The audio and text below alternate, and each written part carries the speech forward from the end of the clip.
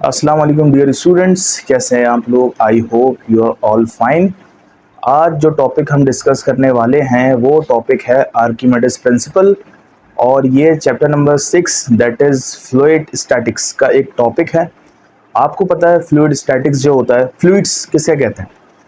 तो वो चीज़ें, वो सब्सटेंस जो फ्लो करते हों, जो बह जाते हों, जैसा कि गैसेज होती हैं या फिर लिक्विड्स होते हैं, इन तमाम चीज़ों को हम क्या कहते हैं? फ्लूइड कहते हैं। अब फ्लूइड अगर अपनी रेस्ट पोजीशन पे हो, रुका हुआ हो, तो उसको हम कहते हैं, वो पढ़ते हैं हम फ्लूइड स्टैटिक्स में, क्योंकि स्टैटिक का मतलब होता है रेस्ट में। और यही फ्लूइड अगर मूव कर रहा हो, मोशन में हो, तो वो टॉपिक हम पढ़ेंगे फ्लूइड डायनेमिक्स में। तो अभी चैप्टर है फ्लूइड स्टैटिक्स और उसका एक टॉपिक है आर्किमिडीज प्रिंसिपल। स्टूडेंट्स, आर्किमिडीज तो आपने नाम सुना होगा क्लास 9th में भी। साइंटिस्ट का नाम है जिसने स्पेसिफिक ग्रेविटी वगैरह का फॉर्मूला बताया था, और भी बहुत सारी इन्वेंशंस हैं उसकी।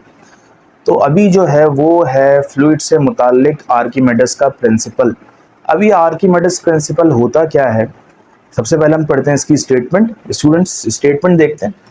When an object is partially और wholly immersed in a liquid, जब किसी भी ऑब्जेक्ट को पूरी तरह से या आधी तरह से, पार्शली का मतलब हाफ और होली का मतलब फुल, पार्शली और फुली इमर्स किया जाता है लिक्विड में, डिबोया जाता है लिक्विड में।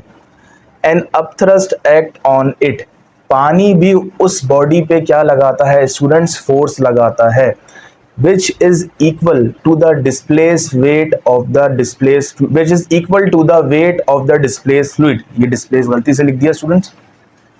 अब इसका मतलब क्या हुआ? इसका मतलब हम यूं समझते हैं कि टब या बाल्टी लें आप, उसमें पानी फिल करें और अपना जो हैंड है वो उसके अंदर डिबोएं, उसके अंदर इमर्स करें, तो आपको ऐसा महसूस होगा कि आपके हाथ पे कोई नीचे से ऊपर की तरफ फोर्स लगा रहा है। तो बिल्कुल सही महसूस होगा आपको।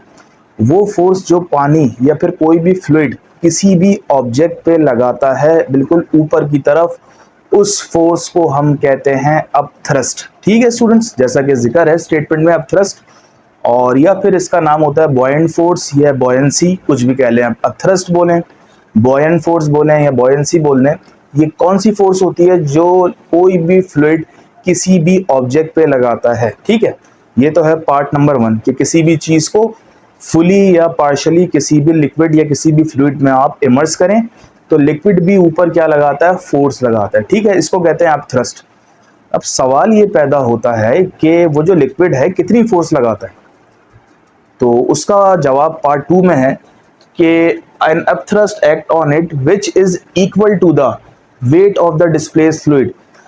अगर आप अपना हाथ पानी के अंदर या टब में पानी है उसके अंदर डिबोएंगे, इसके अंदर इमर्स कराएंगे, तो आप जितना, आपका हाथ जितना अपने नीचे से फ्लूइड को डिस्प्लेस करेगा, फ्लूइड को हटाएगा, ठीक है स्टूडेंट्स समझें, वो हटे हुए जो फ्लूइड है ना, डिस्प्लेस फ्लूइड, उसका जो वेट होगा उसके बराबर वो फोर्स लगेगी अपथ्रस्ट। हो सकता है आपको समझ में ना आया हो, एक और एग्जांपल लेते हैं। आप देख सकते हैं एक बलून है, ठीक है, बलून को क्या किया जा रहा है? एक बाउल के अंदर इमर्स किया जा रहा है। अब देखें अंदर नहीं जा रहा है, ये भारी है। क्यों? क्योंकि नीचे से लगने वाली फोर्स जो अपथ्रस्ट लगा रहा है पानी, वो ज्यादा है और बलून का मास क्या है? कम है।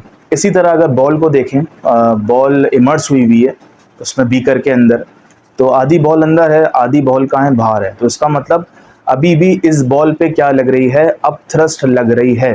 ठीक है, और एक और चीज़ आप जहन नशीं कर लें कि पानी में जाने के बाद किसी भी ऑब्जेक्ट का वेट क्या होता है? कम हो जाता है। क्यों?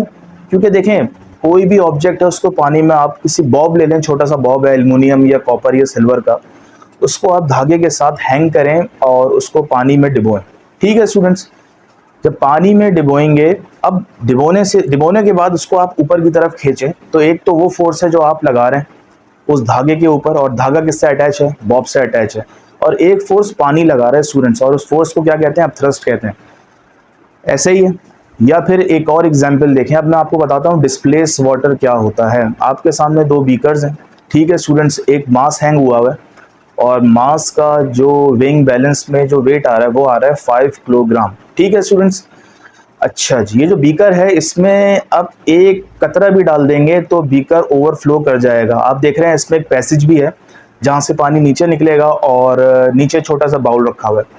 अब होगा क्या है, ये 5 किलो का जो ऑब्जेक्ट है इसको आपने पानी के अंदर डिबोया, और आप देख सकते हैं वेइंग मशीन में या वेइंग बैलेंस में पहले 5 केजी था, लेकिन अब क्या हुआ है, वो 5 केजी रिड्यूस होकर कितना हो गया है, 3 केजी आ रहा है। तो इट मीन्स कितना लॉस आया, पानी कितना लॉस हुआ, 2 केजी इस ऑब्जेक्ट का या इस मास का जो वेट है वो क्या हो गया, लॉस हो गया। तो यहाँ से एक बात तो क्लियर हो गई, पानी में जाने के बाद चीज़ों का मास जो होता है वो कम हो जाता है। ठीक है स्टूडेंट्स, कितना कम होता है, अब सवाल ये पैदा होता है। आप ये देख रहे हैं जितना पानी बाहर आया है, जितना पानी ओवरफ्लो करके बाहर आया है, जितने वॉल्यूम का पानी बाहर आया है, इस वॉल्यूम के पानी को अगर आप वेट करेंगे ना, तो समझे यही आंसर किसका आना चाहिए, अप थ्रस्ट का आना चाहिए। तो अप थ्रस्ट जो होती है, जो ऊपर की तरफ लगती है, कोई भी फ्लूइड लगाता है किसी भी ऑब्जेक्ट पे, कितनी होती है, जितना के उस ऑब्जेक्ट ने अपने नीचे से पानी डिस्प्लेस किया हो उसके वेट के बराबर। इतना समझ में आ गया होगा स्टूडेंट्स कि किसी भी चीज़ को, किसी भी ऑब्जेक्ट को अगर आप पार्शली या होली इमर्स करें किसी भी लिक्विड में, तो लिक्विड या फ्लूइड एक फोर्स लगाता है, and that force is called upthrust, which is equal to the weight of the displace fluid. ठीक है स्टूडेंट्स, अब हम जरा डायग्राम देखते हैं इसकी। अब देखिए ये कंटेनर है आपके सामने, ये फिल हुआ हुआ है पानी से, और छोटा सा हमने ये क्या कहते हैं, सिलेंडर ले लिया। वेसल के अंदर हमने छोटा सिलेंडर ले लिया, और ये अंदर की तरफ है इमर्स्ड हुआ हुआ है। ठीक है, अच्छा अब जरा गौर करिएगा, पानी जहां तक भरा हुआ है सरफेस तक, यहां से लेके हमने वेसल के ऊपर पोर्शन तक जो हाइट ली है, इसको हमने नाम दे दिया H1। आपके सामने है, ये कहां से कहां तक की हाइट है, जहां सरफेस है पानी का, और सरफेस से लेके ये जो सिलेंडर है इसका अपर पोर्शन जो है यहाँ तक, ये हाइट को हमने नाम दे दिया H1। ठीक है स्टूडेंट्स, अब दूसरी चीज क्या है, इस यहीं से लेके सरफेस से लेके इसका जो लोअर सरफेस है यहाँ तक, ये बॉटम सरफेस जो है इस सिलेंडर का, यहाँ से यहाँ तक की हाइट को हमने नाम दे दिया H2। तो इट मीन्स H1 क्या है, ये हाइट है, ठीक है, H2 क्या है, ये हाइट है। ये चीज़ क्लियर हो गई स्टूडेंट्स। अच्छा, ये जो सिलेंडर है इसका जो एरिया ऑफ क्रॉस सेक्शन है, एरिया है, ये यूनिफॉर्म है, ऊपर से भी वही है, नीचे से भी वही है। तो अगर ऊपर से ए एरिया है तो नीचे से भी एरिया कितना होगा स्टूडेंट्स, ए एरिया होगा। ठीक है, अच्छा जी, अब आप देखें जब इसको पानी के अंदर डिबोया तो एक फोर्स तो देखें ऊपर से नीचे की तरफ लग रही है, पानी लगा रहा है पहली चीज़, और दूसरी फोर्स यहाँ से ऊपर की तरफ लग रही है, ये हो गई F2। ठीक है, अच्छा फोर्स और प्रेशर जो है इंटर रिलेटेड हैं, तो प्रेशर भी यहाँ से लग रहा है ऊपर से नीचे की तरफ इस पॉइंट पे, और इस पॉइंट पे भी क्या लग रहा होगा स्टूडेंट्स, प्रेशर लग रहा होगा, ऐसा ही है। अच्छा, एक और चीज़ हमने हाइट ली हुई है, यहाँ से यहाँ तक की हाइट तो H1 थी, यहाँ से यहाँ तक की H2 थी। तो अगर हम H2 माइनस H1 करें, बड़ी हाइट में से छोटी हाइट निकाल लें, तो हमें क्या मिलेगा स्टूडेंट्स, हमें मिलेगा डेल्टा H। ठीक है, डेल्टा H का मतलब चेंज इन हाइट, तो इट मीन्स यहाँ से यहाँ तक का जो डिस्टेंस है वो हमने क्या एज्यूम किया है, वो अज्यूम किया है डेल्टा H। ठीक है, और डेल्टा H कैसे आया, H2 माइनस H1। ठीक है स्टूडेंट्स, दो पॉइंट है, एक ये पॉइंट है, एक ये पॉइंट है। ठीक है, ये अपर पॉइंट है और ये लोअर पॉइंट है। ठीक है, अब हम इसकी डेरिवेशन स्टार्ट करते हैं, बल्कि इस पॉइंट को नाम दे देते हैं, इस पॉइंट को नाम दे देते हैं ए का, और इस पॉइंट को नाम दे देते हैं बी का। ठीक है, तो यहां हम लिखेंगे प्रेशर अप्लाइड ऑन A1, मतलब A1। ठीक है, इसको हमने नाम दे दिया, A1 पॉइंट पे क्या प्रेशर लग रहा है। तो आपको पता होगा प्रेशर का फॉर्मूला जो होता है फ्लूइड के लिए वो क्या होता है, रॉ मतलब डेंसिटी, G, और ये आ गया आपका H। ठीक है, ये हमने पढ़ा है, 9th क्लास में ही पढ़ा होगा। अब चूंकि बात हो रही है पहले पॉइंट की, जिसको हमने नाम दिया है A1 अपर सरफेस, तो अपर सरफेस वाली हाइट को हमने स्टूडेंट्स क्या लिया था, H1 लिया था। तो यहाँ पे H1 लग जाएगा, और वहां पे जो प्रेशर है वहां क्या आ जाएगा, P1 आ जाएगा। ठीक है स्टूडेंट, ये चीज आपकी समझ में आ गई। अब देखें, आप गौर करें, आपने पास्कल्स लॉ में एक फॉर्मूला पढ़ा होगा प्रेशर का, pressure is equals to force upon area, ये आपने 9th में भी पढ़ा होगा। अब चूंकि यहाँ किस प्रेशर की बात हो रही है, यहाँ प्रेशर की बात हो रही है जो पहले पॉइंट पे लग रहा है अपर सरफेस पे, तो यहाँ आ जाएगा स्टूडेंट्स 1, और F की जगह भी 1, अब चूंकि बेसिकली ए जो है ये एरिया है, ठीक है, और एरिया तो यूनिफॉर्म है, तो एरिया 1 या 2 नहीं रखेंगे, एरिया को ए रहने देंगे। अब देखें ये अलग है, ये अलग है, इसको हमने एरिया बोला है, ये हमने पॉइंट लिया है A1, ठीक है। अब ए यहाँ डिवाइड हो रहा है स्टूडेंट्स, यहाँ आके क्या हो गया, मल्टीप्लाई हो जाएगा। अजान का वक्फा ले लेते हैं। ओके स्टूडेंट्स, कंटिन्यू करते हैं डेरिवेशन को। एरिया यहाँ डिवाइड हो रहा है, लेफ्ट पे आके मल्टीप्लाई हो जाएगा P1 के साथ, तो this becomes P1 into A is equals to force 1। अब देखें P1 का फॉर्मूला क्या है, मैं आपको बता चुका हूँ, रॉ जी H1। तो P1 की जगह पुट हो जाएगा स्टूडेंट्स रॉ जी H1, और आगे मल्टीप्लाई किससे हो रहा है, ए से मल्टीप्लाई हो रहा है, तो ये हमने F1 की वैल्यू निकाल ली। F1 की वैल्यू, F1 क्या है, जो ऊपर से नीचे की तरफ लग रही थी, ठीक है स्टूडेंट्स, ये हमने F1 की वैल्यू निकाल ली। अब क्या करेंगे, जिस तरह हमने लिखा था प्रेशर अप्लाइड ऑन A1, मतलब A1 पॉइंट पे कितना प्रेशर लग रहा है, बल्कि A1 नहीं है, A है, ठीक है, क्योंकि हमने A नाम दिया। अब हम लिखेंगे pressure applied on B point पे कितना प्रेशर लग रहा है, बी पॉइंट कहाँ, ये रहा स्टूडेंट्स, ठीक है। अब बिल्कुल वही प्रोसेस, सबसे पहले तो प्रेशर ऑफ फ्लूइड का फॉर्मूला लिख लें, P is equals to rho g h. अब चूंकि दूसरे प्रेशर की बात हो रही है, तो लिहाजा हाइट भी कौन सी होगी, हाइट भी सेकंड वाली होगी, यहां से यहां तक की, ठीक है। अच्छा जी, अब क्या करें, अब वही पास्कल लॉ का फॉर्मूला आपने पढ़ा होगा, P is equals to F upon A. अब प्रेशर सेकंड वाला है, फोर्स भी सेकंड है, एरिया यूनिफॉर्म है, कांस्टेंट है, तो एक ही जगह ए ही आएगा। ए डिवाइड हो रहा है, यहाँ आके मल्टीप्लाई हो जाएगा, P2 into A is equals to F2। P2 की जगह क्या पुट करेंगे, P2 की जगह हमें फॉर्मूला मिला हुआ है, जिसको हम कहते हैं रॉ जी H2, और A as it is equals to F2। तो स्टूडेंट्स ये हमें फॉर्मूला मिला F2 का। F1 ये फॉर्मूला मिल गया हमें, F2 का फॉर्मूला मिल गया। अब हम निकालेंगे net force. Net force students किसे कहते हैं, स्टूडेंट्स नेट फोर्स कहते हैं टोटल फोर्स को। अगर तो दोनों फोर्सेस के डायरेक्शन ऐसे हो, बिल्कुल एक ही डायरेक्शन में दोनों फोर्सेस लग रही हों, तो दोनों को हम नेट कैसे निकालेंगे, दोनों का नेट कैसे निकालेंगे। नेट का मतलब होता है टोटल, और टोटल हमेशा कैसे निकलता है, F1 प्लस F2, क्योंकि दोनों के डायरेक्शन एक ही डायरेक्शन में है, या तो ऐसे हैं या इस तरफ है, जैसे भी डायरेक्शन अगर सेम होंगे तो नेट फोर्स ऐड होगी। लेकिन यहाँ पे डायरेक्शन ऑपोजिट हैं, कैसे, ऑपोजिट का मतलब अगर ये ऊपर से नीचे लग रहा है और ये नीचे से ऊपर लग रहा है, तो ये एक ही डायरेक्शन में थोड़ी है, ये तो अलग डायरेक्शन में है। और जब भी अपोजिट डायरेक्शन होता है स्टूडेंट्स, तो नेट फोर्स जो है वो हम ऐड करके नहीं निकालते, वो बेसिकली हम कैसे निकालते हैं, सबट्रैक्ट करके निकालते हैं, ठीक है।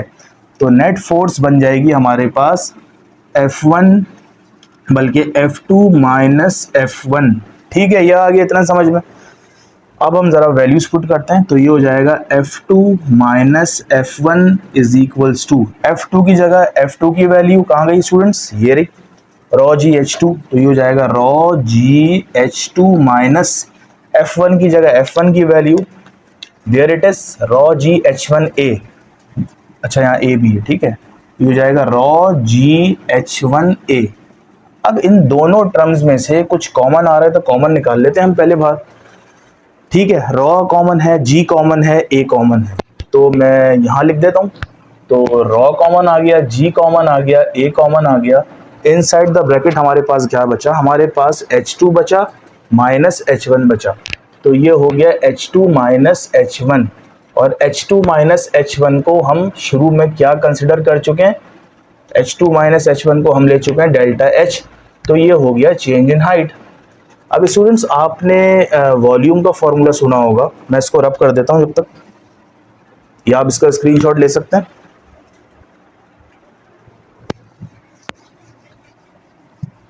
अब देखिएगा, यहाँ थोड़ा सा मैं अलग से लिखूंगा। वॉल्यूम का फॉर्मूला हमने पढ़ा था, volume is equals to length into breadth into height, ठीक है। और अगर लेंथ और ब्रेथ को आप मल्टीप्लाई करें तो यू विल गेट एरिया, तो ये हो जाएगा एरिया इनटू हाइट। तो वॉल्यूम के दो फॉर्मूले बन गए, एक तो सिंपल होता है लेंथ ब्रेथ हाइट, और दूसरा फॉर्मूला हमने इसके अंदर ही से बनाया कि एरिया इनटू हाइट। तो ऊपर आप देख सकते हैं एरिया भी है, हाइट भी है, तो एरिया और हाइट जब मल्टीप्लाई होंगे तो हमें क्या मिलेगा स्टूडेंट्स, हमें मिल जाएगा वॉल्यूम। तो ये हमें वॉल्यूम मिल गया यहाँ पे। तो स्टूडेंट्स लेफ्ट पे क्या चल रहा है, लेफ्ट पे चल रही है नेट फोर्स जिसको हम अपथ्रस्ट कहते हैं, ठीक है, ये F2 माइनस F1 चलती रहेगी, ठीक है, ये हमने अपथ्रस्ट निकाल ली। अपथ्रस्ट की वैल्यू क्या होती है, मतलब मैग्नीट्यूड क्या होता है, डेंसिटी, ग्रेविटी और वॉल्यूम। तो कोई आपसे पूछे कि वो फोर्स अपथ्रस्ट वाली किस पर डिपेंड करती है, तो आप बोलेंगे डेंसिटी पर डिपेंड करती है, ठीक है, ग्रेविटी पर डिपेंड करती है और वॉल्यूम पे डिपेंड करती है। या फिर इसकी जगह आप एक फोर्स लिख लें और इसकी जगह आप नीचे लिख दें अपथ्रस्ट, UT, ऐसा भी कर सकते हैं आप। अच्छा, बुक में ना यहाँ माइनस लगा हुआ है, यहाँ माइनस क्यों लगा हुआ है, क्योंकि अपथ्रस्ट हमेशा ऑब्जेक्ट नीचे की तरफ जाता है, अपथ्रस्ट ऊपर लगती है, तो डायरेक्शन ऑपोजिट होने की वजह से यहाँ माइनस लगा दिया आपके बुक वालों ने। लेकिन हम जो न्यूमेरिकल्स जब कर रहे होंगे सिर्फ मैग्नीट्यूड लेते हैं तो माइनस तब नहीं लगाएंगे हम, ठीक है। अच्छा जी, ये हो गया, ये मैं इसको रब करता हूँ यहाँ से। आपने डेंसिटी का फॉर्मूला पढ़ा होगा, इसको मैं दोबारा लिख देता हूँ, रॉ GV, ठीक है, डेंसिटी का फॉर्मूला पढ़ा होगा। डेंसिटी का फॉर्मूला होता है डेंसिटी, जिसको हम रॉ कहते हैं, is equals to mass upon volume, ऐसे ही है। अच्छा जी, वॉल्यूम डिवाइड हो रहा है, यहाँ के मल्टीप्लाई हो जाएगा, तो ये बन जाएगा rho V is equals to M। तो इट मीन्स अगर मैं इसको ऐसे लिखूं, upthrust is equals to rho V को एक तरफ लिख दूं और G को बिल्कुल साइड कर दूं, तो ये हो जाएगा रॉ V की जगह हम पुट कर देंगे M, यहाँ से आया ये, और ये G। तो देखें यहाँ से एक चीज़ और प्रूव हो गई कि स्टेटमेंट में मैंने आपको बताया था जो अपथ्रस्ट होती है वो बेसिकली किसके बराबर होती है, वो वेट के बराबर होती है जो कि ऑब्जेक्ट डिस्प्लेस करता है अपने नीचे से फ्लूइड को, ठीक है स्टूडेंट्स। तो दो फॉर्मूले हो गए, ये ऐसे तो ये फॉर्मूला यूज होगा, ये याद करिएगा, upthrust is equals to negative rho GV, और इसको और फॉर्मूले को आगे लेके चलें तो ये बन जाएगा mg। तो स्टूडेंट्स ये हमारा आर्किमिडीज प्रिंसिपल चैप्टर नंबर 7 बल्कि 6 खत्म हुआ।